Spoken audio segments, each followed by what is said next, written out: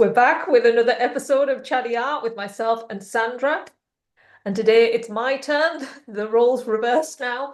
I have to come up with something. So I've come up with a presentation because I don't see myself as like an artist like Sandra, more, I guess, more online. So I've designed a presentation because you'll see why as I'll put the slides and then I'll tell you why. Okay, so my presentation today is on conformity versus non-conformity art. So this here is a doodle I started, and it's my personal journey from art exploration as to why I decided to do this presentation. After I've noticed I was often confined myself to drawing within the lines. And as I was drawing this piece, I just got tired and stopped because I thought, if you can see, I've got little circles was drawing on each piece, and it just takes so long. And I think I got to a point I just thought, oh, I'm going to leave it. I'm going to stop. So I've been taking a class in watercolor. And as I began using paint, I'm starting to break free now from the constraints of what I normally do. So I actually started using paint first. And then this doodle was already sort of drawn, but I decided instead of going with using all the pen, I decided to use paint because I felt I needed this change.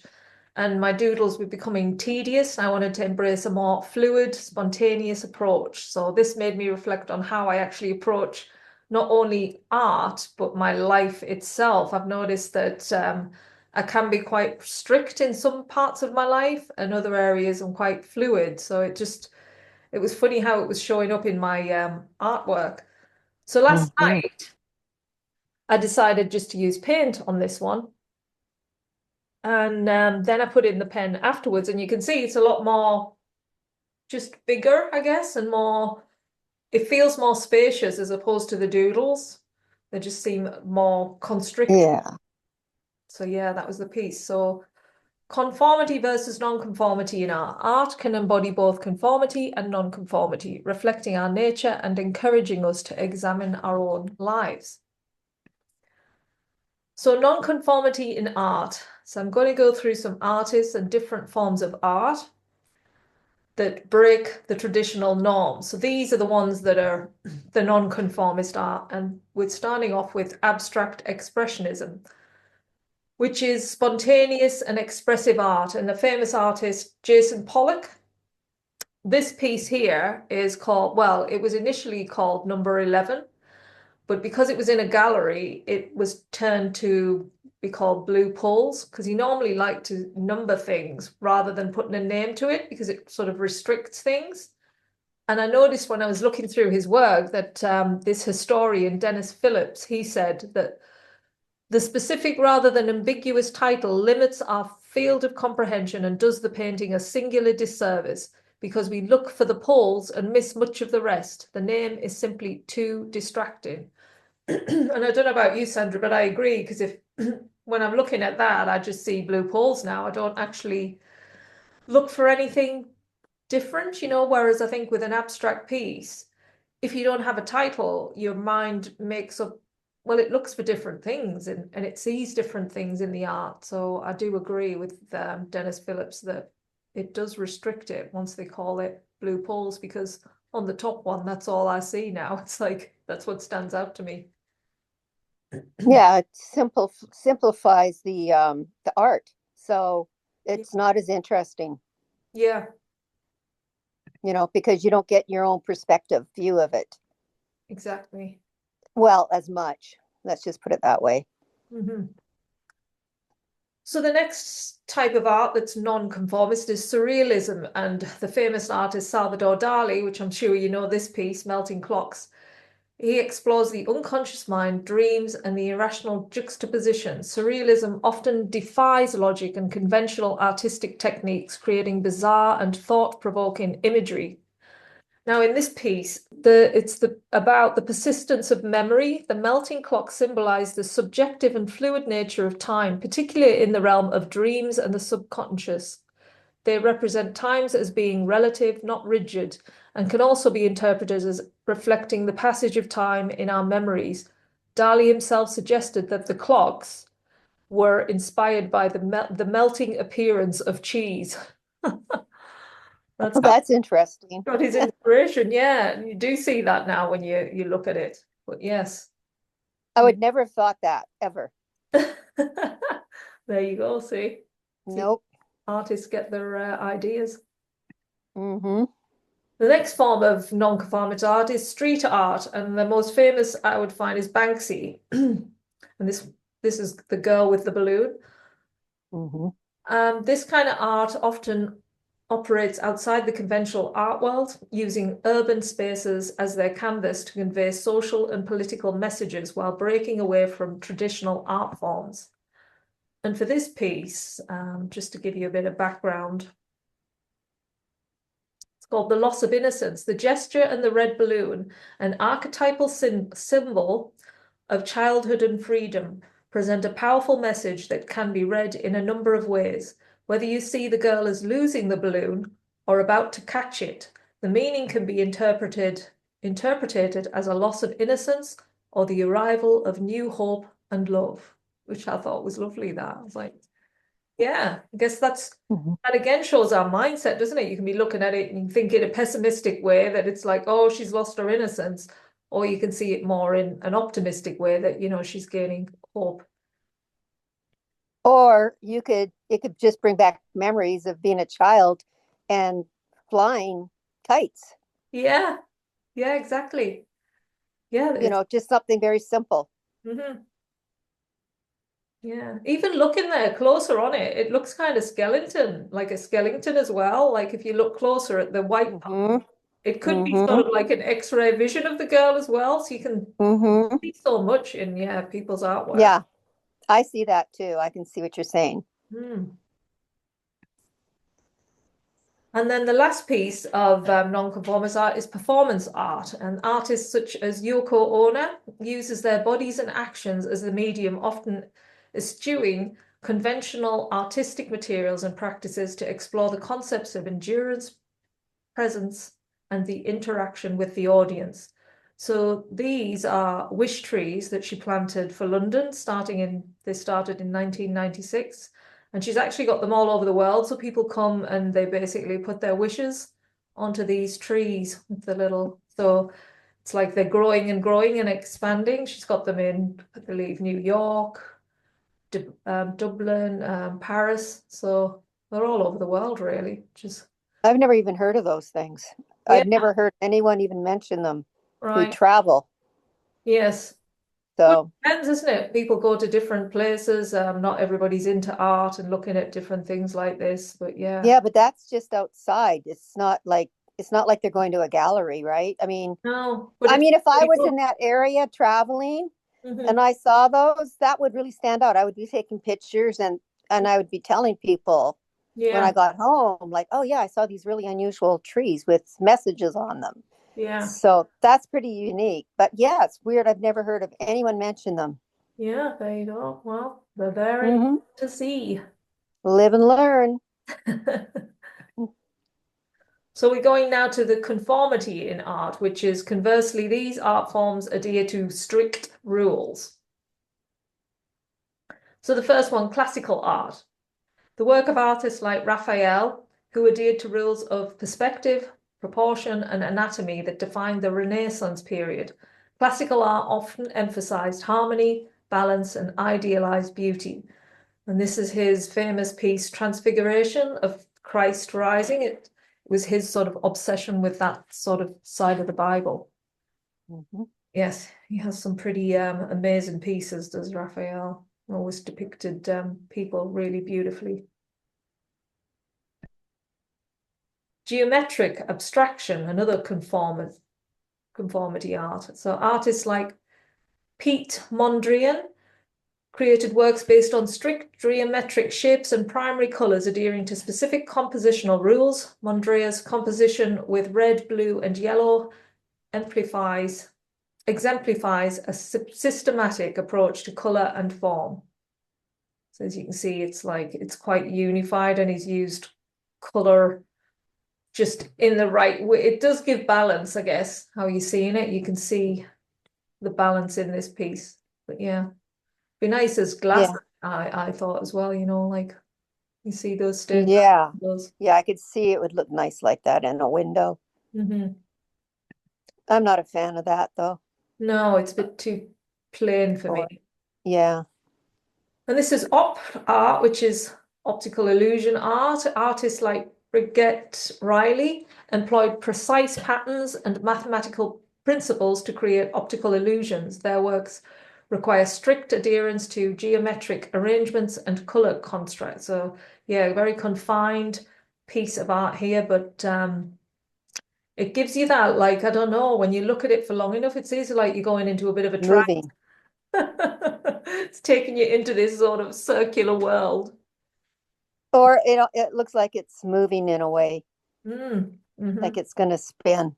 Yeah. Now, this is funny because right away when I saw this piece, it reminded me like when I was 21 and I Right. lived in this big house with about four other people.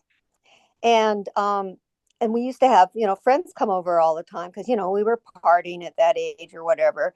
But in the bathroom, I had started drawing and painting on the wall and it was all black and white. It was just like this. Wow. And so I said, okay, anybody who enters that bathroom has to pick up the pen and they have to draw a continual line from whatever is left anywhere on the wall. Like, it's got to be on the piece, but you Yeah. could do it any part of the piece. Yes. And that thing became, well, it's not famous, but it became like everyone in the neighborhood, became very popular. So let's just put it that way. Wow. So What did it look like in the end then? So everybody's made that piece. It wasn't just one artist, it was several. yeah, I started it, right? Hmm. And then I had everybody, you know, with the pen, the black felt pen. I can't remember what I was using. It was black and white, I know that for a fact. But I Right. can't remember what kind of a pen or if it was paint. It was probably a more like a pen. Right. Anyways, long story short, yeah, it turned out fabulous. And of course, eventually I moved out, and I don't know whatever happened. I'm sure the owner must have just painted over it. Painted over But it. that's funny. When I saw that, I thought of that right away. It's like, oh my God, that Mhm. looks like that painting we did. Is it? So it was like that. It was very circular and swirly, was it? Yeah, it was abstract. Yeah, Oh, wow. Would have like been really, pretty. like it was gonna spin. Wow. Shame you didn't take a photo of it. I know. Well, in those days we just had we could have had a Polaroid, a picture, but Yeah, we with had the old regular. flash. Yeah. Yeah, I'm giving away my age here now. That's okay. And mine. Life goes on. We're all going to get there. So, no, if we're lucky. Yes. Anyways, yeah, that's cool though. I like that. Minimalism. It's another form of conformist art. Artists such as Donald Judd focused on simplicity in form, often working with repetitive forms and limited color palettes. Minimalism often follows strict rules of composition and materiality. With this one, though, I think you really have to be there. It's in a gallery because when you look at it myself, you do see the shadows as well, add another layer to that like color contrast because there's depth to it as well as it just being boxes. So I quite like that about this minimalist art. And then it looks quite neat. I wish my home was kind of organized like that. Mine's very abstract. There's bits all over. Yeah. Yeah, Yeah, I know. Yeah, never ending, right? yeah. Now, when I look at that, I pictured models standing on top posing. Right. Ah, That's what yeah. I mean, other than that, I mean, like I a didn't runway piece. yeah, interesting for like models to be standing on Mm. posing. I don't know. I mean, other than that, I don't see any use for it, to be honest.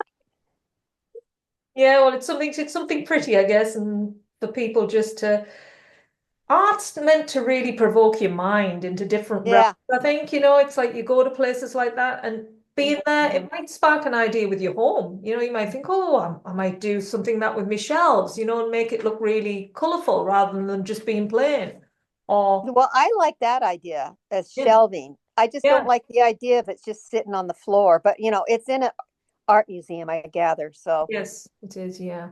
they should have put it up on the wall, though. That's just my opinion, of course. That might be quite hard, depending on how heavy it is, but who knows? You can do all kinds with these installations. Yeah. Where there's a will, there's a way.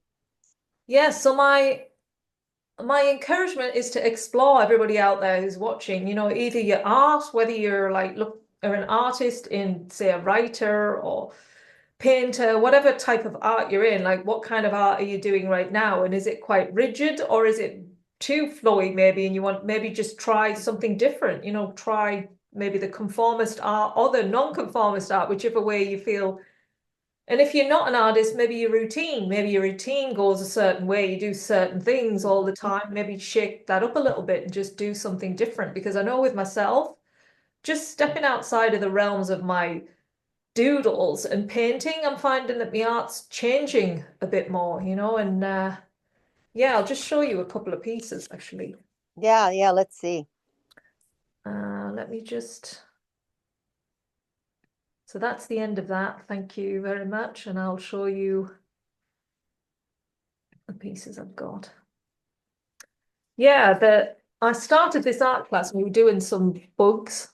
And with that, I noticed before I put the paint, I actually put the pen work in. That was my automatic way of doing it. It's like pen, whereas the art lecturer, she's showing us how to paint first, and then add your pen in. So I've slowly been increasing. This is one with our family dog, Charlie. His teeth, I thought the teeth could When be did better. when did you do when did you do that one? 2 weeks ago. Janet, that's really good. Oh, thank you. Thanks. I'm shocked because I mean I'm just used to seeing you doodle. I That's know, very that's what I good. mean. She's getting me outside of my comfort zones. Yeah, but you're really wow, that's good. Oh, thank you. That's impressive, that piece. I like it. Yeah, very good. Thanks. And then these ones are of the beach. This is where I started getting more outside the realm because I got too far in with the pen work on one of them. Like this one, I didn't. But this piece here initially, I really like it now, but I nearly ruined it because I got the pen out and I started overdoing it with the white pen and it just almost destroyed it. So I was able to wash it off, thankfully, and it turned out better in the end. See what I was like, we hey, yeah, that's my motto. Always make mistakes because it gets more creative afterwards, yeah. Yeah. I love it. And then I that's really the like I last, just wanted to say one thing about the last one. yeah. The colors are really nice. It's like an unusual Hmm. color, She was you teaching know? us about water, how to do the reflection. So it's meant to sort of be trees with the reflective water and then the moon. So it's like the moonlight coming down. Yeah, the colors are just different. It's a nice piece. Yeah. Yeah. Yeah, I I, quite I like. really like the colors. And then yeah, that was the last one that we did with a bit of moon, and Ooh. then it wasn't as good that one I felt needed a bit more work, but yeah. So Oh, yeah, that's cool. that's the end of my presentation. I just wonder how you feel about your art. Do you feel that you're sort of in a set way? Because you're quite different, I would say. You try all Yeah. kinds of different Yeah. to doing things. I've moved on to the book clips, for the book. All right, yeah. But what I've done now is I've started using, I just started this the other day. I'm switching it up. I'm still doing the clip, Hmm. the bookmark, what I'm trying to say. Hello. But now I'm using fabric. Oh wow. Oh, I love that. It's like a hat. Is it? Yeah. So I'll take it off in a second. I got my phone in my hand. So Oh yeah. there, that's how it looks Oh, actually. oh, lovely. Yeah, wow. That is So, definitely got Sandra all over it. It's very wow. yeah. So, yeah. So, anyways, I don't know what I'm going to do next. I'm going to have to switch it up pretty soon though, because, you know, it's about that time where I'm getting kind of bored of what I'm doing. Mm. So you So do we'll change see. things up quite a bit then, don't you, with that? Do you find that you don't like to stay in the same for too long? It's like, all right, I need to break out of that. Mm-hmm. Oh, that's Mm-hmm. good then. So you can I mean, automatic, I'm thinking about going back to painting again. right? Yeah. Thinking that doesn't mean I will, but because it's such a mess all the time when you're painting. Hmm. Like, I mean, it's just I'm going to leave them out. I'm going to leave them out because I'm not going to put stuff back away every day. Yeah. It's just too much. So Yeah. that's why I steer away from the painting as much as I enjoy it. Yeah, so that's about it. Okay, sounds good. Right. Well, that's it for this week then. So we'll see everybody again next week for your turn, Sandra. It's over to you again. Do you know what you're going to do? Gosh. All righty. Heck no. I'll have you thinking about it this week. All right. See you later All then. right. Bye. Bye.